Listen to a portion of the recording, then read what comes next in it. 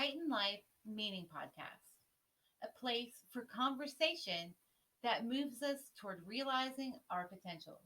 My name is Amanda Goins. Today's episode, I'm going to share my story so far.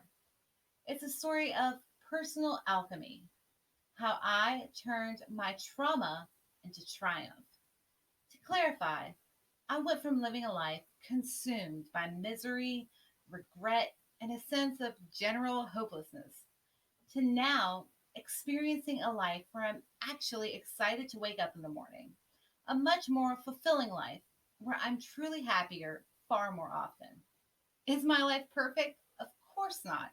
However, it has radically shifted, specifically since 2019.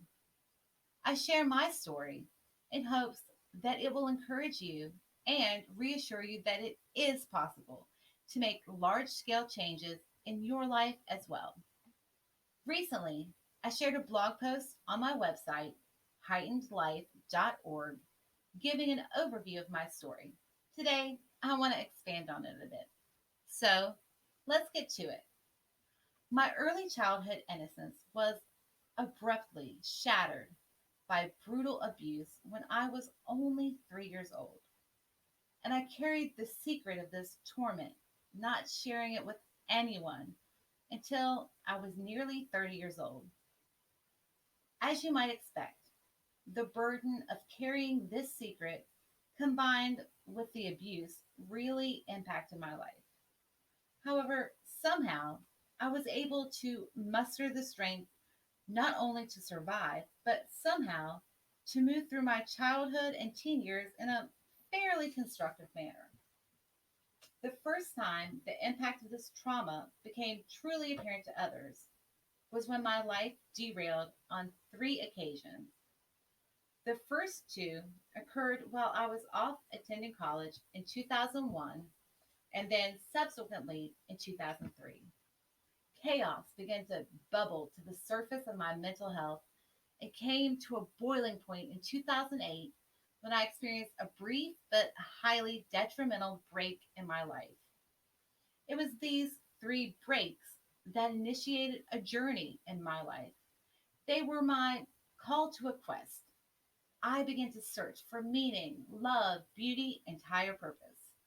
This inquiry and exploration has taken me down some interesting and winding rabbit holes, some of which have led where I am now, and some of which have led to dead ends, all of which were useful. The first several years on this path were confusing, isolated, lonesome, and at times desperate. I began to seek solace through escape, which I highly do not recommend. These escape attempts led to a terrible result. During this time in my life, I shunned responsibility and refused to face my problems. This led to me adding over 90 pounds to my 5 foot 3 inch body in a mere 3 months.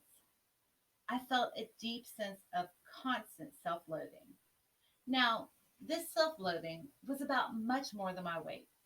It was an effect of my denial of the pain and trauma, as well as my failure to accept responsibility and take the actions necessary for me to heal. Much to my surprise, in 2010, 2 years after the start of my rapid descent, I had two life altering and serendipitous factors that sparked me to move forward. The first of these was an epiphany of sorts. It happened one afternoon shortly after the death of my grandfather.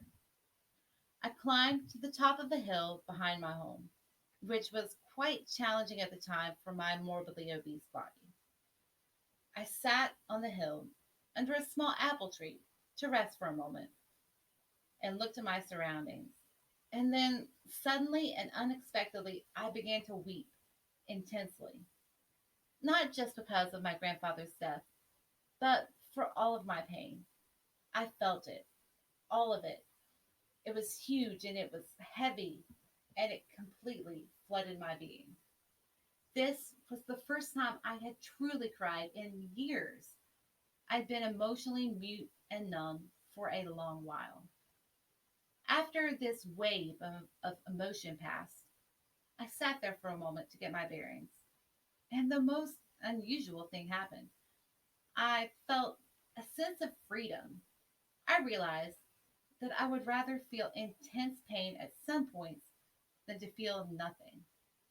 I paused for a moment, observing the blossoms on the apple tree and really seeing their beauty for the first time. This realization was huge for me. It enabled me to take action and make changes in my life with a new sense of awareness. The second life altering serendipitous event entered my life in human form. In September 2010, I met the love of my life. My now husband and I met through a rather synchronous set of circumstances. His acceptance and unconditional love for me is my foundation, and his honest communication and feedback are one of my springboards for growth. From the time I was married in 2011 through 2019, I like to refer to as my trial and error years. I ventured down a multitude of rabbit holes, searching for meaning, understanding, and love. I can best explain this simply with a quote I encountered. Quote, I searched through rebellion, drugs, diets, mysticism, religion, intellectualism, and much more, only to begin to find that the truth is basically simple and feels good, clear, and right. That is a quote from musician Chick Corea. All of this trial and error eventually led to frustration and stagnation in my life. I had lost perspective. Although I had an abundance of things to be grateful for, I felt very little joy. I was spinning out in a cycle of unsuccessful attempts to feel validation and love from outside sources. Though this was not as obvious or sudden as my previous breaks a decade earlier, I was on a path of destruction. I was slowly marching on the path of apathy and hopelessness. In 2019, I reached the point of no return and experienced a personal plot twist. At this point, my craving for acceptance and outward validation, combined with the burying and dissociation of trauma, had created a monster in my life, the proverbial dragon on my quest. I denied my pain and displayed a blinding, disingenuous positivity. I was being dishonest with myself and others. I lacked integrity in my expressions to the world, and I felt utterly lost. Now, don't get me wrong, I'm an advocate for positivity. I'm an ambassador for the spreading of good vibes, for love, and for relinquishing judgment toward others. The problem for me was an abdication of agency. I lacked proper boundaries. I'd become naive and steered away from the direction of my inner compass. I had absolutely lost perspective. You see, I had forgotten a key element needed in order for me to create a good life for myself and those around me. What I had forgotten was the necessity of getting to know myself and being true to my core values. I had to assess who I am and what I want out of life and take action. I had to set healthy boundaries, learn to say no, mean it, and stand firm. Most crucially, I had to come to terms with my pain. I had to accept that my life was on a steady path of demise and admit that only I could fix it.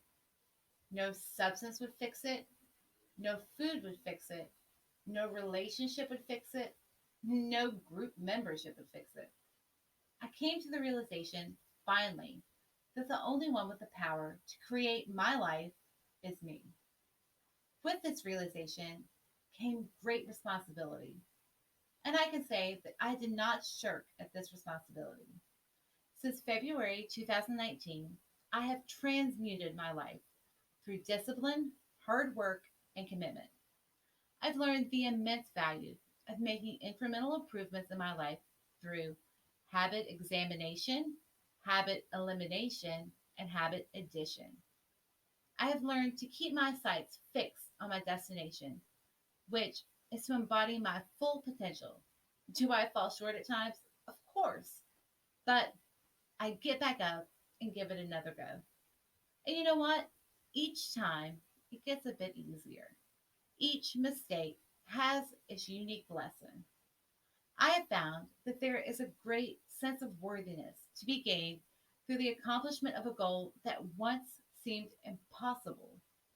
Since February 2019, I have accomplished a few such goals. I've lost 75 pounds since February 2019, marking an overall weight loss goal of 105 pounds since 2010 when I was at my highest weight. Also, I've let go of my addiction to food and alcohol. This has enriched my life in immeasurable ways. The message I'm trying to convey through sharing this story is not merely the importance of weight loss or breaking away from addictions, both of which are extremely beneficial, but rather, my message is the importance of examining what you really want in life, pursuing it with every resource at your disposal. I encourage you to transcend fear and not to give in to cynicism or the notion of impending doom. The very fact of your existence, that you are alive at all, is rare and wondrous. I believe that each of us has the capacity to change our lives. Will it be easy? No. Will it be worthwhile? Absolutely. I am here to let you know you are supported, as well as to encourage you to be brave in the pursuit and creation of the life you want to lead. I will share resources and useful processes that have worked well in my experience. My sincere hope is that my personal story of transformation has left you feeling encouraged and let you know that you are not alone. Also, I hope you will join my exploration. Let's create lives for ourselves that are meaningful and full of wonder. In doing so, we'll become more effective in helping those around us thrive as well. Sound good? Check out all the info at heightenedlife.org. Again, that is heightenedlife.org.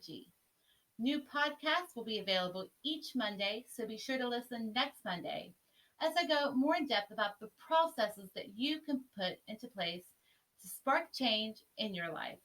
Until next time, thanks for listening, much love, and I will see you later.